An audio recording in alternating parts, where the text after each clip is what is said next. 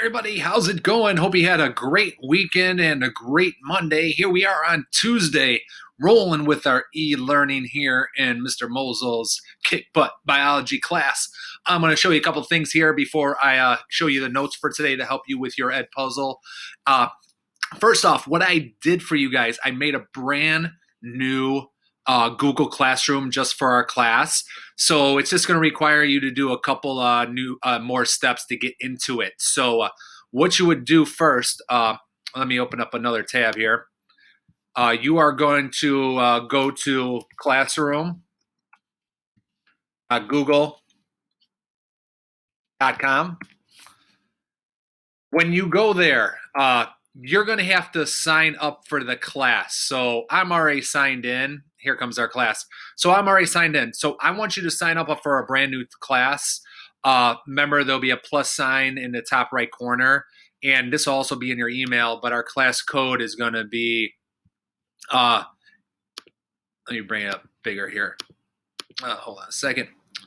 It is going to be ABIPI7D. All right. So again, that will be an email. So that'll be your class code. So once you get into that, what I've done with all the e-learning work we've done so far, I put it in a nice, easy place for you to find it. So I got rid of all the other stuff from the whole school year when we were in the classroom. So these are just our e-learning assignments. For those that haven't been able to get on with us the last couple of weeks, this is a good way to find your assignments. So I posted them here, and there's links to everything. So you click on it, there's a link. All right. Any projects we've done with Padlet, I've made links to that also if you needed a sheet to get the Earth Day Choice Board projects, that is here too. So everything is in a nice, easy place for you to find, all right? If you have questions, please reach out to me, all right? Please reach out to me. I'll help you get on, all right? No problem. We could Zoom. I could email you. We could get you on and get you going, all right? So a lot of you have been doing great work too. I'm going to flip through these really quick, some of the Padlets that we had going the last couple weeks. This was an Earth Day one from 2 weeks ago, from a week ago, actually.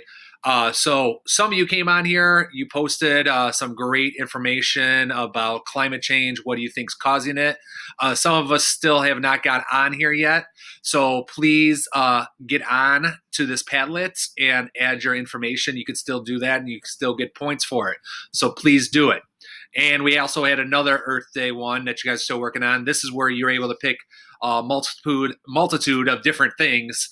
And a lot of you came up with some great things, from recycling, using recyclable things to make a jar, vase for some flowers, talking about flowers outside, telling people to pick up their trash, our carbon footprint. So a lot of us talked about Earth Day. So we did a lot of great things with that. So still, I didn't get a lot of work from you guys. So those that haven't done it, you still can post it here. So this is all right here. It's all in Google Classroom. It is here for you. So use it, please. All right. We're going to get on to with today's work. So today's lesson is all about population growth. All right. So new topic, new day, new topic. All right. So I kind of put these notes together. Hopefully you can see me here kind of outside in my garage. It's like my new office away from all my kids. All right. So hopefully you can see me or at least hear me. All right. And we're going to talk about population growth, and this will help you once you start your little ed puzzle here today, and also for Thursday's work. So what do we mean by population growth? So when we're talking about population growth, it's just what it means. It's populations growing, people, organisms, all right? It's the size of a population changing based on how many individuals are added or removed from it, because some populations go up and some populations go down, all right? And that's kind of happening in our world right now, unfortunately. That does go along with our topic with the coronavirus. So populations are fluctuating because of this horrible virus that we need to find a vaccine for. So two reasons population might go up or might go down are right here on this slide. So right here, birth rate and death rate. Pretty easy to understand. If more babies are being born than people are dying, our population is going to go up. All right, it's going to go up. All right, we have more babies coming into this world than people are passing away. Populations will go up. If it's the opposite way, if more individuals are dying, all right, than are being born into a population, the population is going to go down. And this is happening throughout the world in other countries, especially out in Japan. They had a lot more people dying than people being born. It was just their culture. But that's not the case for all around the world. All right. There are countries where there are more individuals being born than people passing away. So those populations are booming. If both birth rates and death rates are about equal, so the same amount of people being born, same amount of people dying in a population, that population is going to kind of stay at the same. All right. It's not going to go up. It's not going to go down. It's going to stay the same. All right. It's going to stay level. All right. So birth rate and death rate have to deal with population growth. Got two more factors we're going to talk about here. I'm going to click to my next slide. Here we go. So immigration and emigration sound like the same word. Immigration, emigration, totally different. All right. One's about coming to a population. One's about leaving a population. So the movement of individuals into an area with an existing population is called immigration. The population is going to go up because people are coming in to a population.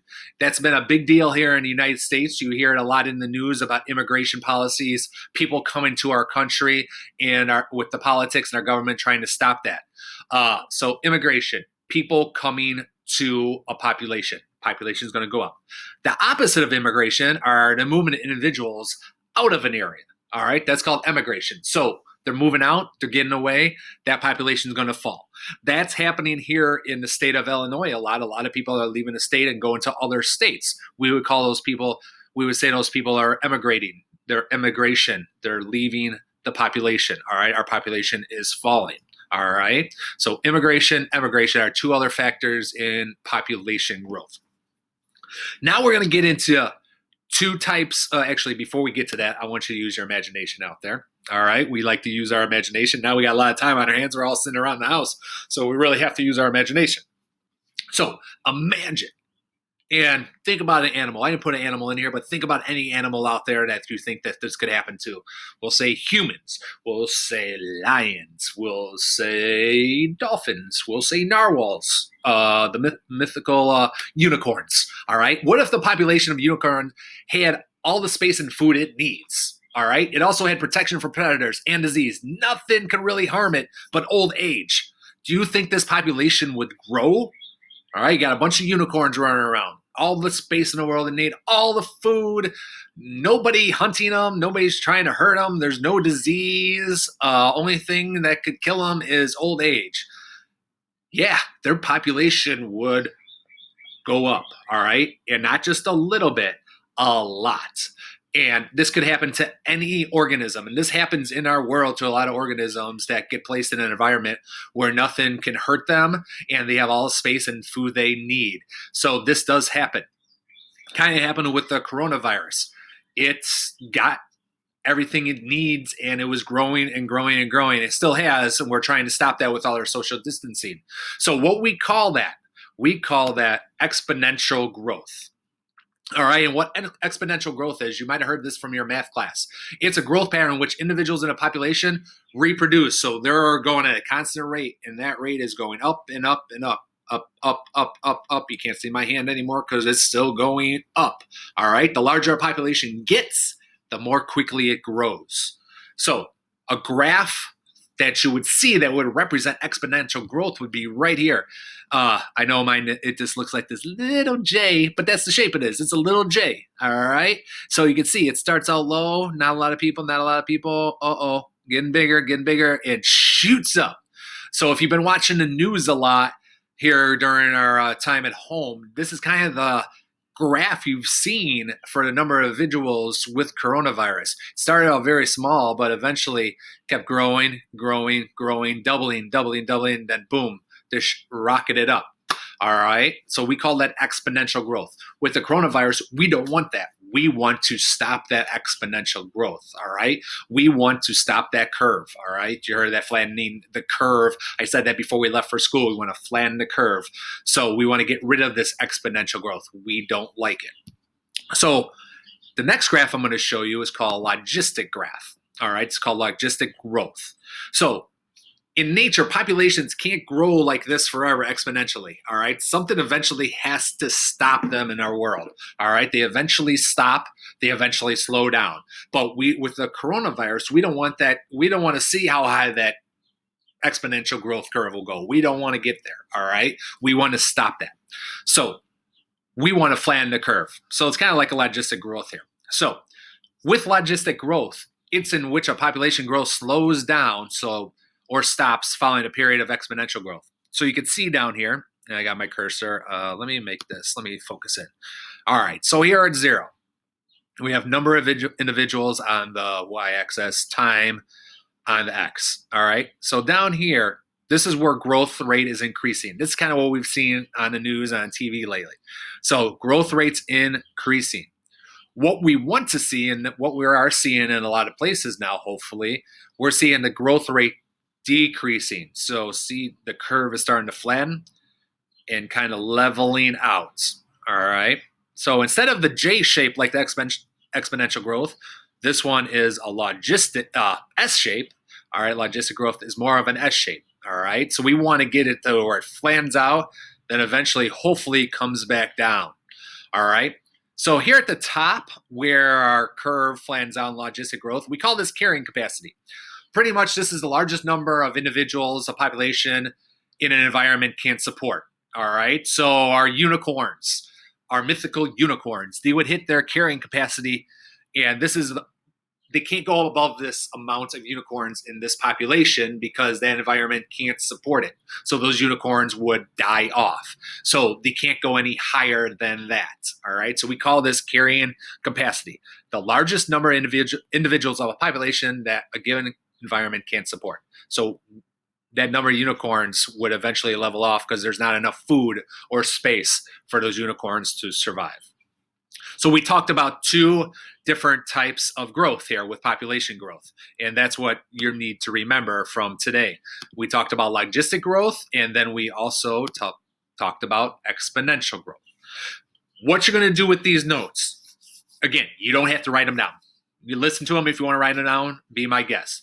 You're going to go into the Ed Puzzle, which I'll have a link on Google Classroom, and in your Ed Puzzle, you are going to be doing population growth models. All right. And I threw some questions in there, and my co-teacher that I also work with, Miss G, helped out too with this. There's questions in there about the coronavirus and what you can see with the exponential growth and logistic growth. All right. So it's not very long.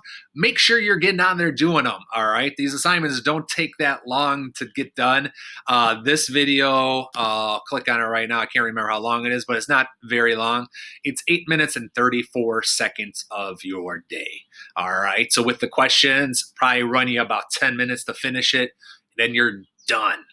10 minutes. That's it. All right. So shouldn't take you that long.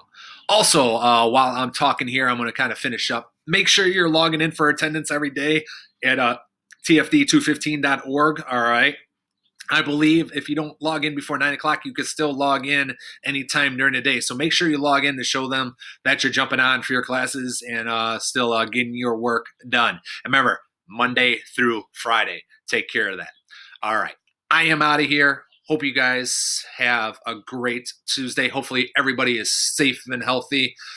Thinking about you guys. We're going to get a Zoom together for later this week. Hopefully get some more people on there. Kind of talk, if you guys need to talk about assignments.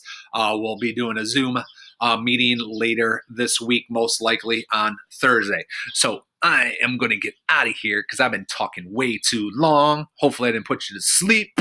And later, stay safe and healthy, TF South. Take care. We got this.